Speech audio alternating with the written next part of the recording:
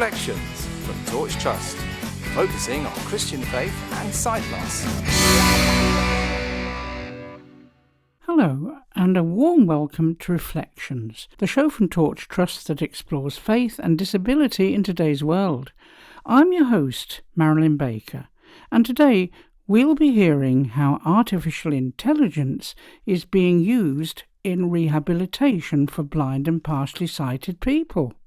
Rehabilitation is an important part of life for many blind and partially sighted people.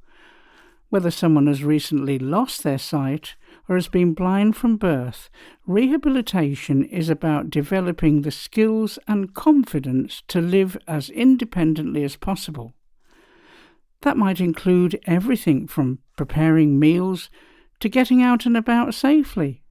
As we've heard throughout this series, artificial intelligence is becoming part of more and more areas of everyday life, including the workplace, education, and even the church. So today we want to explore how AI is finding its place in rehabilitation too. Producer Lynn Davies spoke to Richard Powell, who works in technology and rehabilitation at the disability charity Henshaw in Greater Manchester. Here is their conversation. So my name's Richard Powell. I work for a charity in Greater Manchester called Henshaw. My main role is around rehabilitation. So that's mainly using technology. So it's about getting technology to work for people as opposed to against people, navigating how to use mainstream devices with accessibility features, and also what other technology, specialist technology, might be able to do to help people. So I first got into technology as a child back in the early 80s when I was given a VIC-20, and I absolutely loved technology from that moment on. And luckily enough, about 18 years ago, I actually got a job with working with assistive technology. And just in case some listeners don't know what rehabilitation is, can you explain what that means in this context? So the way I see rehabilitation is basically about those various tasks and skills that people have been able to do, and as a result of sight loss, may not be able to do them or may find them more difficult and have stopped doing that as a result. So it's about navigating or looking for options or different ways of doing things. Quite often, I find that they're actually learning to do things that they could never do before sight loss because they didn't have the relevant knowledge. Fair enough, yeah. And also people who have been blind from birth as well often work with rehab officers to learn independent living skills that they might not have picked up from home or been taught by their families. That's absolutely right.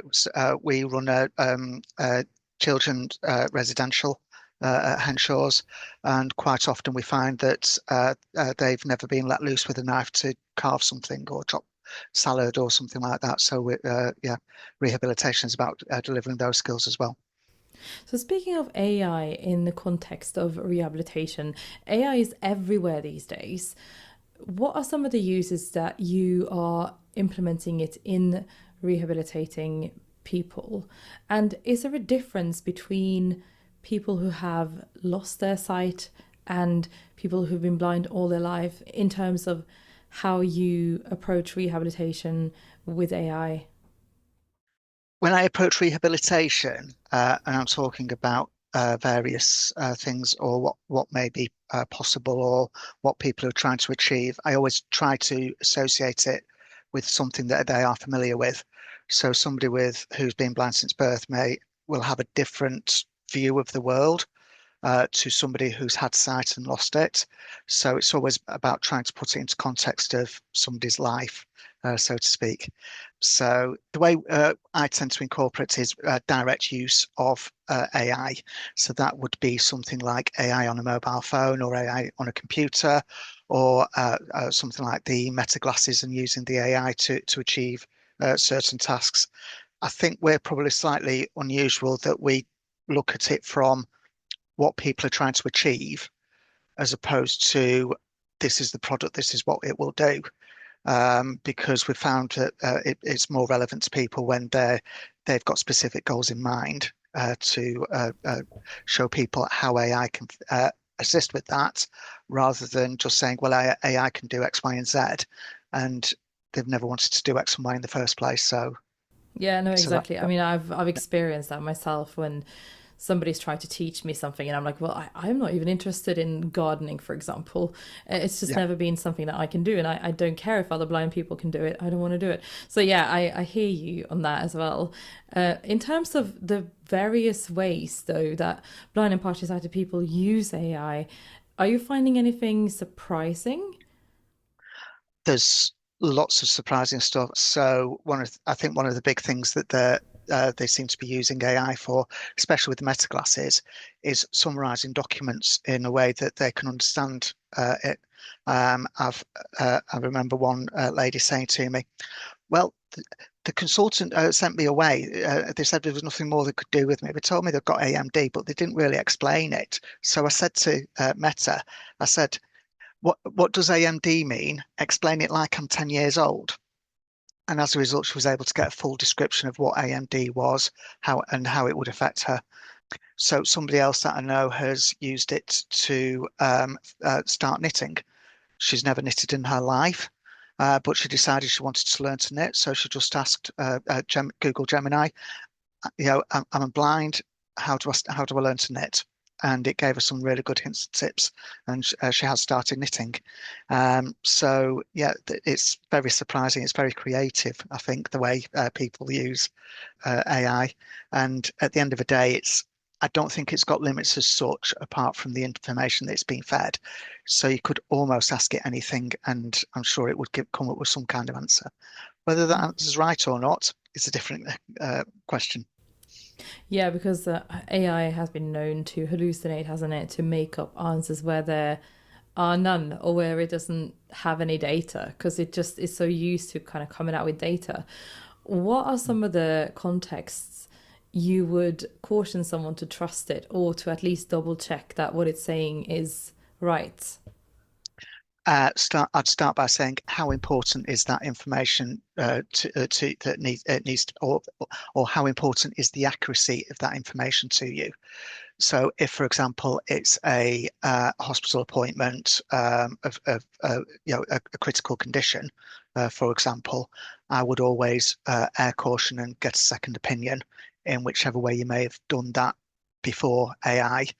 Yes, there are hallucinations, there are prejudices.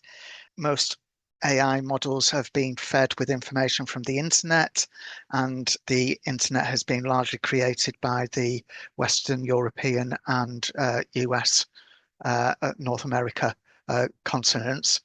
And as a result, it's going to have a lot of the prejudices and opinions of that demographic of people, rather than potentially other nations or other continents. So coming back to rehab and AI, how do you find, or have you found that the way AI is included in so many products and how many people are using it is changing the way rehab is from what it used to be only a few years ago prior to all of these products existing? Absolutely. I think the biggest change, or the biggest single change, is the wider use of large language models, which is obviously a particular form of AI. But as a result of that, and as a result of being able to talk naturally, because years ago when you talked to Alexa, you had to give it specific commands, or specific, if you asked it a question, it had to be asked in a specific way or a number of specific ways. But whereas now you can just talk naturally to AI. And I think as a result of that, it's just completely transformed the landscape. Meta glasses are probably the single biggest device that we talk about now, and how to use Meta as somebody with sight loss.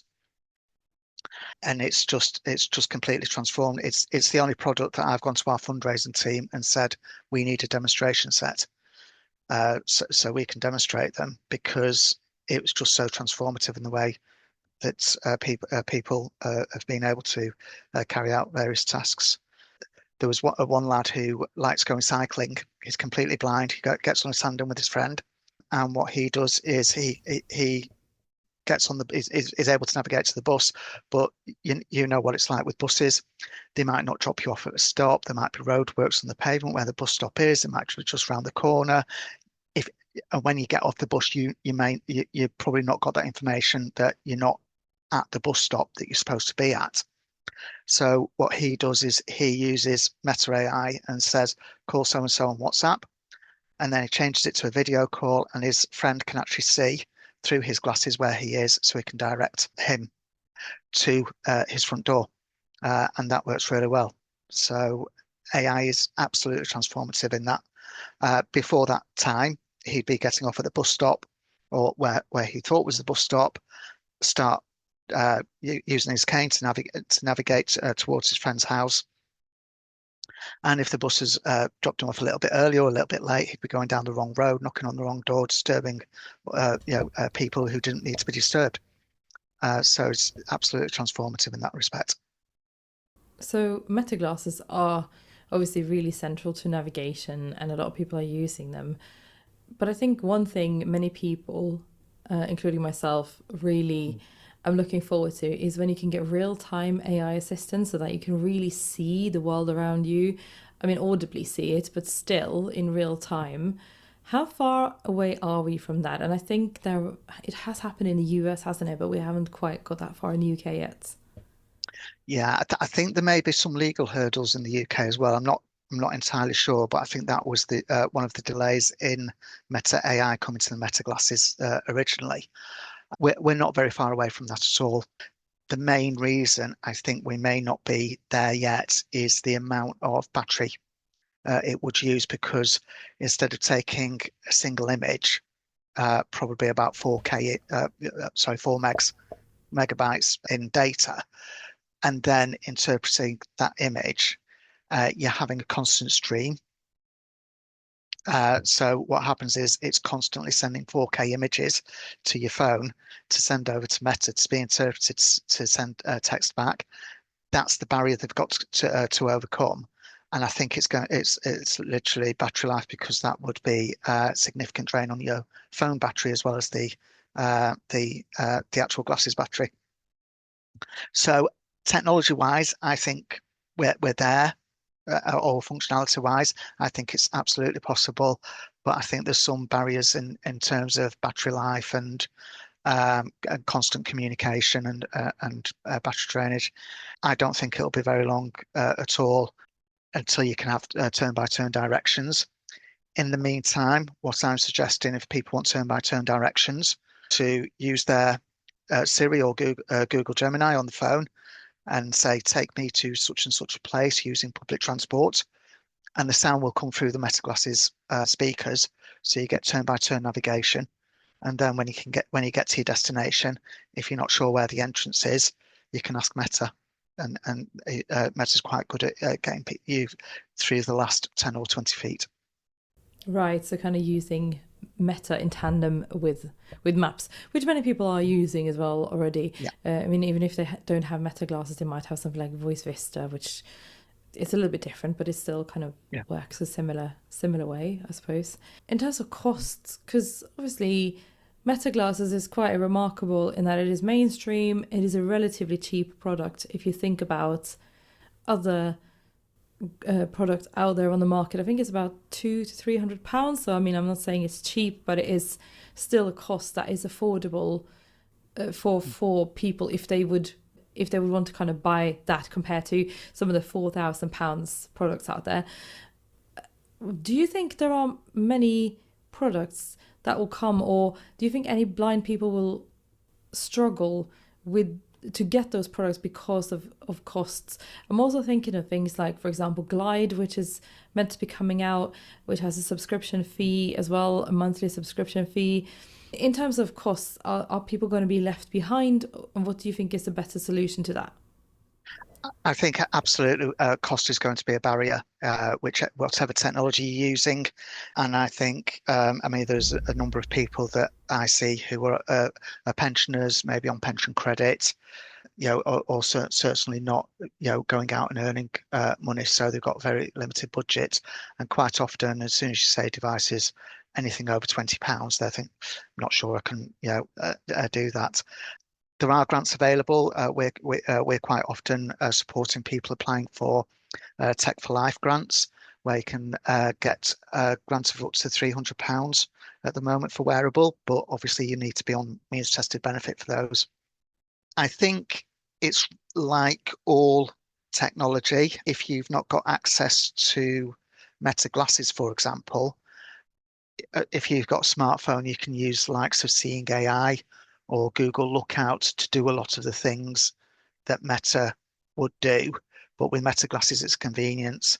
And if you're using lower powered Android phones, for example, that aren't as fast, you might be waiting a lot longer to get that information back than you would be if you had Meta glasses. So I think, yes, you're right. People will get left behind.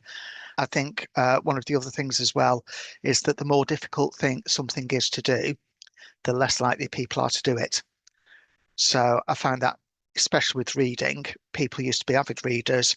The more difficult it becomes as the sight loss gets worse, the less likely they are to read. And it's the same with most tasks. So there is the danger that if people don't have access to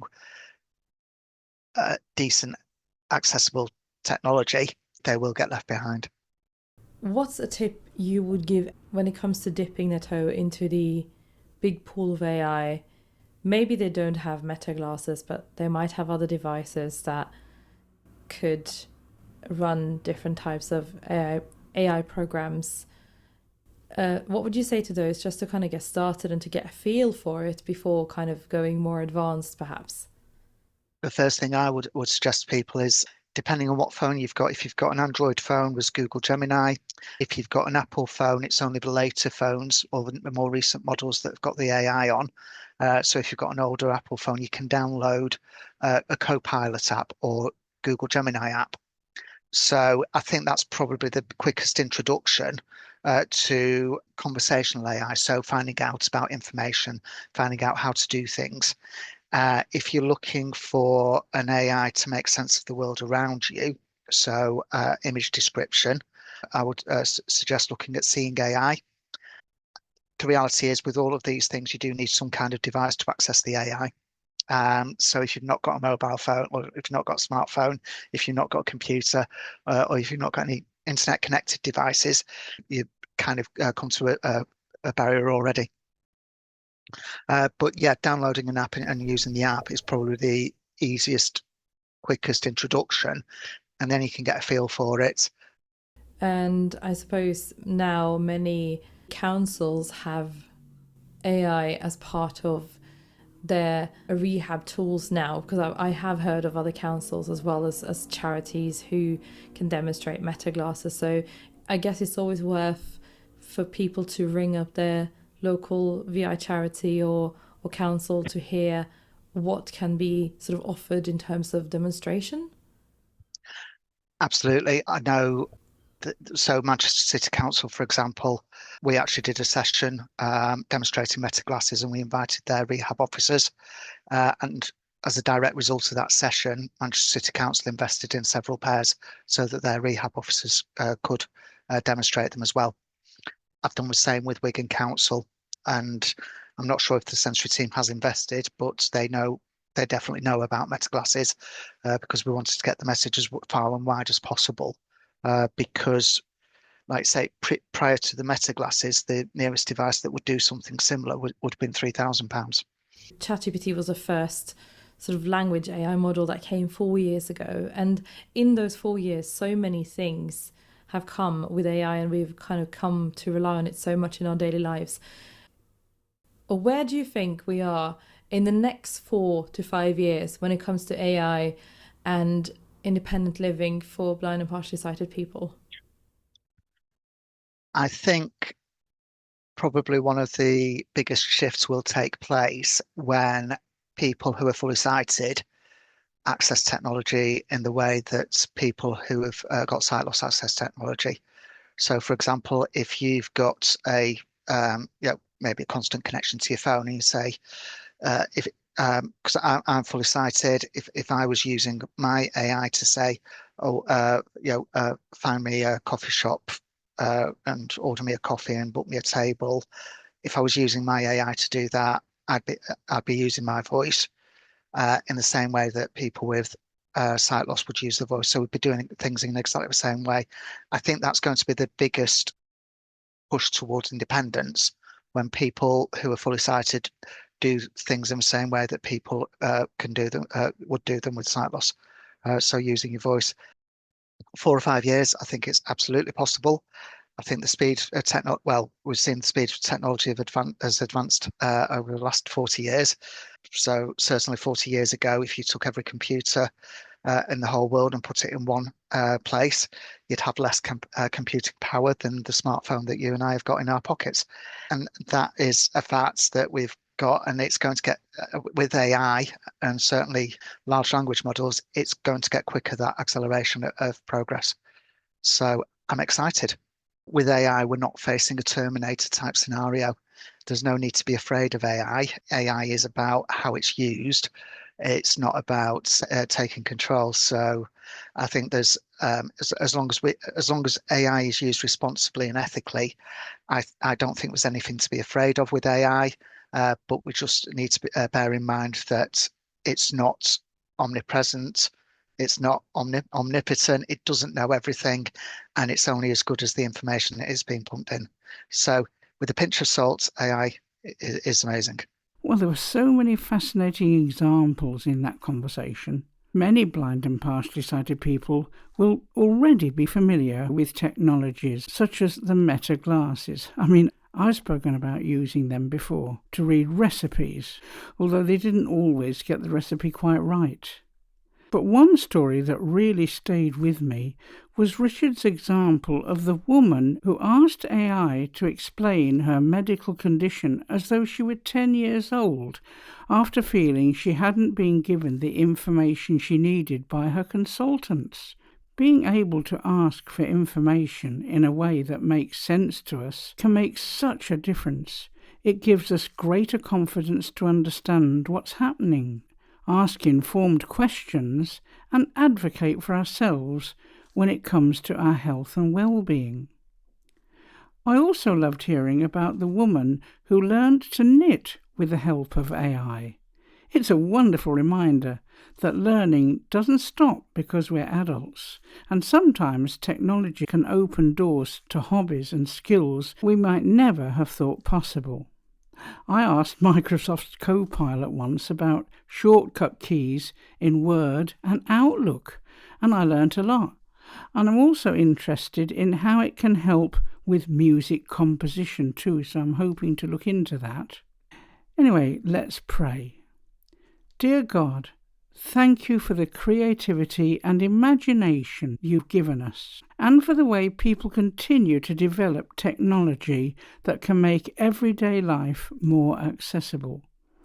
As artificial intelligence becomes part of our daily lives, help us to use it ethically, wisely, and responsibly.